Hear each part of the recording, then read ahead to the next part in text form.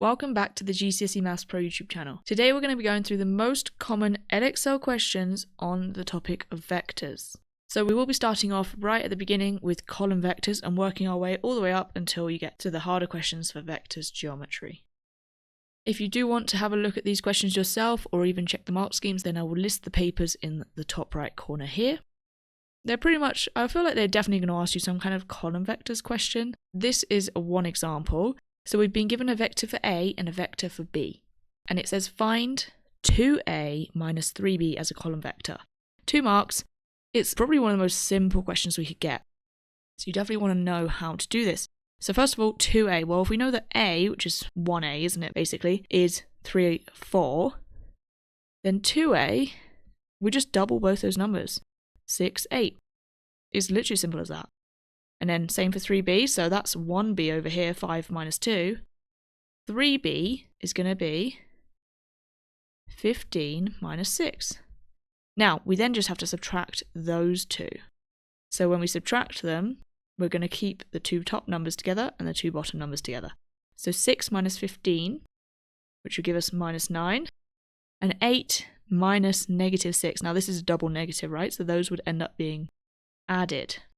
So you get 14. And that's your answer there. It doesn't get more simple than that. Okay, so similar question. We've now got vectors drawn on a grid. So this is just part A. We've got on the grid, draw and label the vector minus 2a. So we've been given A and B. Obviously, B was related to part B of the question. We just need to look at the vector A. So you could write it as a column vector if you want. Top number is how many across. So it's gone 1 across, 1 to the right, so positive 1, and 2 up, so positive 2. We want the vector minus 2a. So we're just going to multiply both those numbers by minus 2. So 1 times minus 2 is obviously minus 2. 2 times minus 2 is minus 4.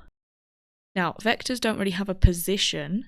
So as long as you've got space on the grid, you can draw it wherever you want, basically. So I might start here. Let's start here. So we've got minus 2. The top number is left or right. Negative means left. So 2 to the left and then 4 down. 1, 2, 3, 4 would be here. Join that up with a line. There we go. But now, do you see how all these other vectors have arrows? Vectors don't necessarily have a position, but they do have a direction. So because we said we're going left and then down, my arrow is facing that way.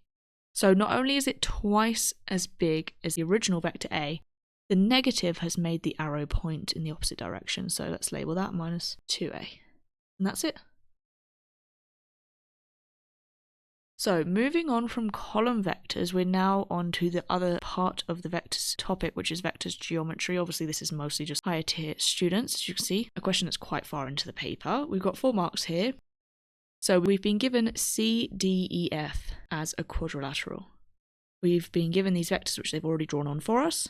The point P is such that CEP is a straight line and that CE is the same length as EP. So I'm going to draw that on. So I'm going to get a line and go through from C to E and through and carry on until it's roughly about the same distance after that. So I don't know, something like this. It doesn't have to be that accurate. So let's say that that's therefore P, isn't it here? Use a vector method to prove that CF, so you can see this line here, is parallel to DP. So let's draw DP as well. You can always draw and annotate anything on your questions. Okay, so one of the most common questions with vectors is prove that 2 different vectors are parallel. So to prove they're parallel, we first need to actually have vectors for those 2 lines. So CF is probably easiest. Let's start with that, CF. To find a vector, we have to I just imagine it as like obviously starting at C. I can't walk straight down to F because it's not defined, is it? I don't know what it is. But what other route could I take that does have vectors? So obviously I would go to D, which is 2a. I would go down to E, which is actually the wrong direction, so negative B, and across again, which is again the wrong direction, so minus A. Simplify that, so that would be A minus B. That one's pretty easy. Then we want one for DP. All right, DP here. Now, there are multiple different ways to go. It doesn't really matter which one you go as long as you add it all up correctly. I think the shortest way would be down to E and then along here, EP. That's the way I'm going to go. Now I can see that down to E is minus B, so that's fine. But do you see how I don't currently have EP? So what other vector do I need? Well, so then I'm thinking, well, could I get CP as a whole? And I'm like, well, yeah, I could go 2A, but then I still don't know. The whole point is I don't know DP, isn't it? There's no way that I can get CP because I don't know what EP is. Then I think back to this. CE and EP are the same length, which means they are the same vector. Because vector positioning doesn't matter, does it? It doesn't matter where it is, as long as if they're the same length and it's a straight line, so they're obviously the same direction, aren't they? Then they're the same. So what I could do is I could work out CE, and then that would be the same as EP. So CE, we can either go down here and along, or along to D and back. So I'm going to do that. 2A minus B. So that could be the same as EP, because they are the same direction, it's the same gradient if you imagine it like that, and the same length. They're equal to each other. So back to this, we said we're going to go along to E and then EP, which is plus 2A minus B. So overall that gives me 2A minus 2B. Once you've got the two vectors for the two lines you want to prove are parallel, you have to then check, is one a multiple of the other? Have we multiplied the coefficients of A by the same scale as the coefficients of B? If you have a look at them, one's A minus B, the other one is 2A minus 2B. Well, DP is clearly twice as big, isn't it? It's 2 times. So the way that we kind of conclude that is I would say the biggest one, which is DP, is equal to 2 times C. You don't even have to write a sentence, just write it like this. Obviously make sure you get your scale on the right side of the equation. So this says, in other words, is telling us that they are multiples. One is multiple of the other. And if they're multiples, in terms of vectors, if they're multiples, they're therefore parallel. That's all you need to prove. You need to prove that they are a multiple of each other. And that means that whatever you've multiplied the coefficient of A by, it's the same scale as the coefficient of B. So they were both times by 2, weren't they? And all the symbols were the same as well. So one is a multiple of the other, therefore they're parallel. That is literally it. Proving that two vectors are parallel is really straightforward as long as you can figure out what those two vectors are. Following on from that, I've just got this part A just to kind of add a little bit extra. We have just gone through how to prove that two vectors are parallel, but they could also ask you to prove that something is a straight, or two vectors are on a straight line, or a certain number of points are on a straight line, and it's very, very similar. So here we've actually not been given anything drawn, but that's fine.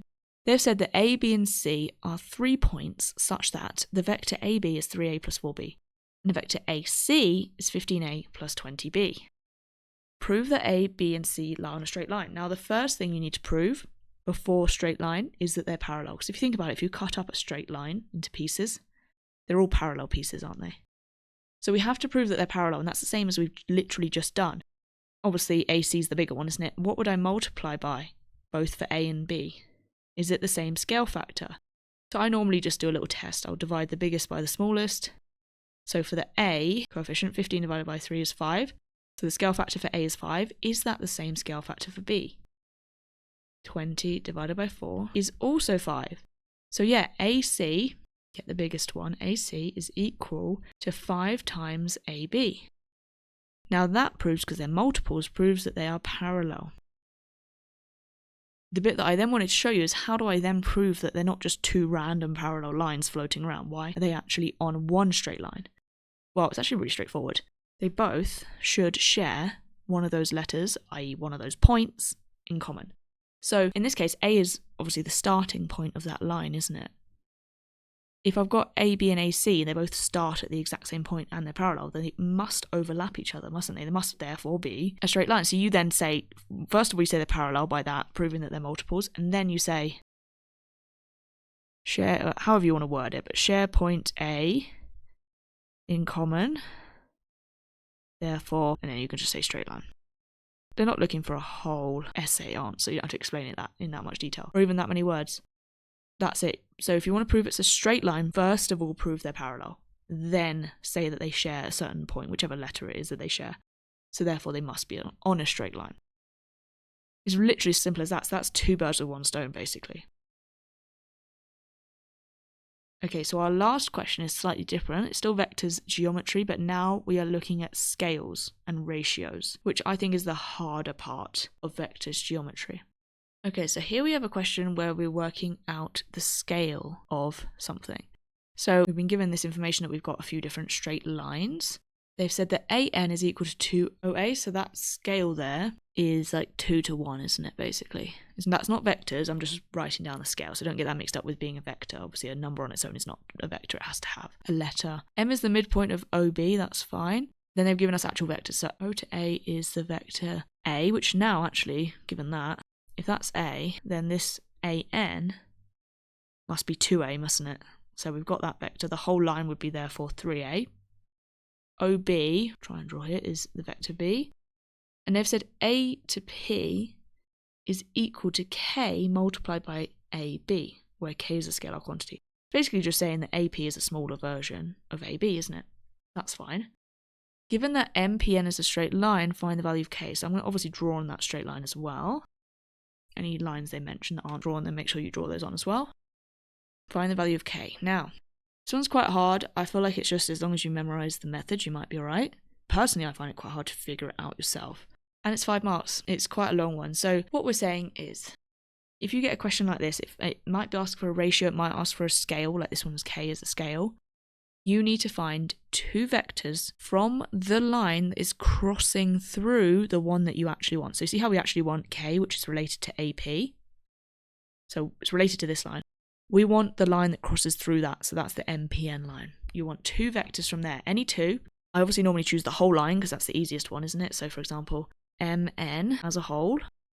If I were to go back, that's minus a half B, isn't it? Because I'm going halfway along that line and it's the wrong direction. Plus A plus 2A, which is 3A. That's MN. Then I want a smaller version, so either MP or PN, that's up to you. I normally start with the same letter. So I want MP. Now this is the one where we're going to try and get the K in there. So I can carry on the same way. Minus a half B plus just A, and then I want to come down here, don't I? I want to know AP.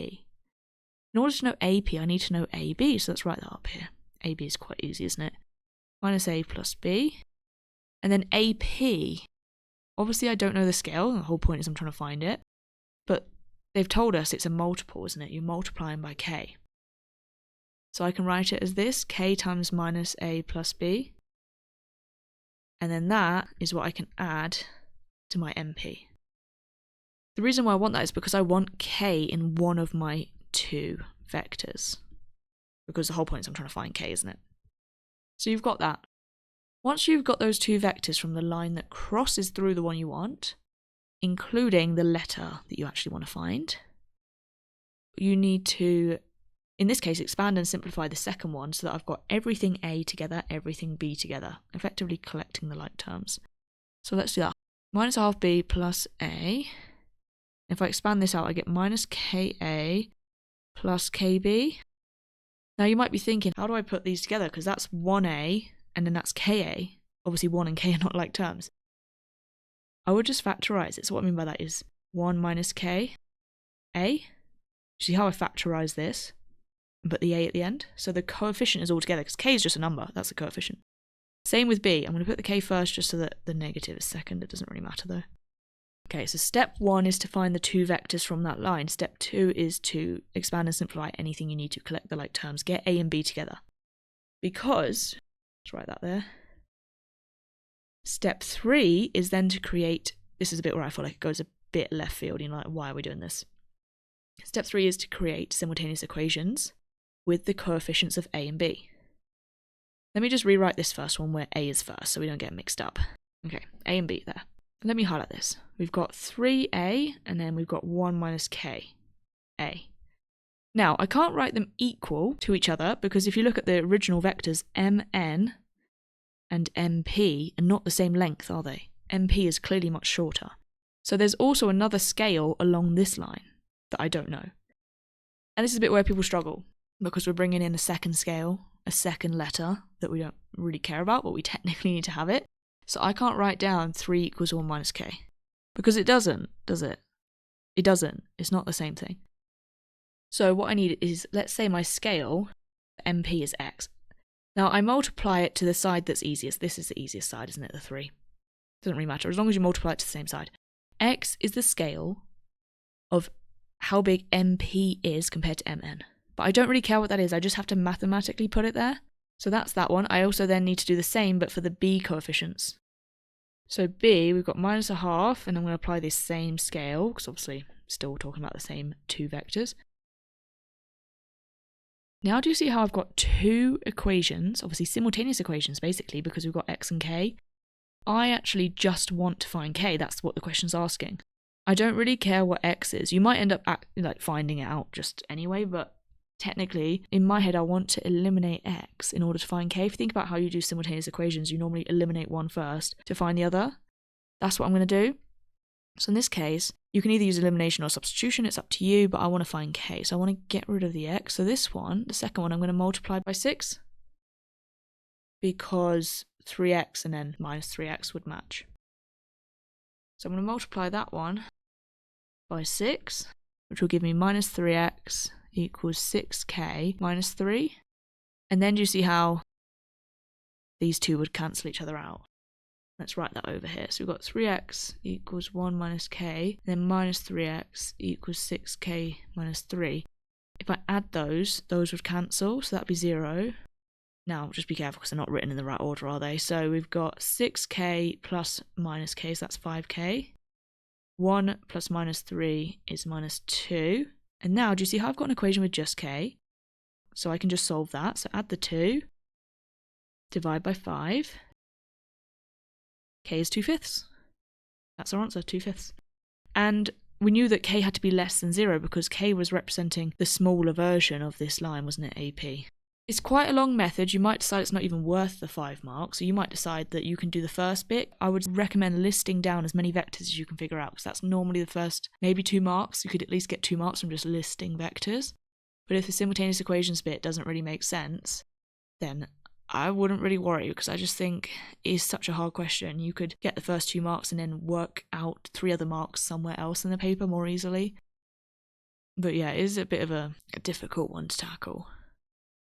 So that pretty much covers the different types of vectors questions they could ask you. Obviously, the vectors geometry does vary a lot, but I tried to show you the ones that were the most repetitive at least. If you are looking to get a grade 8 or grade 9, then go on to the next video, which is on the hardest EDEXCEL vectors questions, so more on vectors geometry and ratios and scales. Otherwise, thanks for watching this video. If you found it helpful, make sure to like and subscribe, and leave down below any questions or comments that you might have.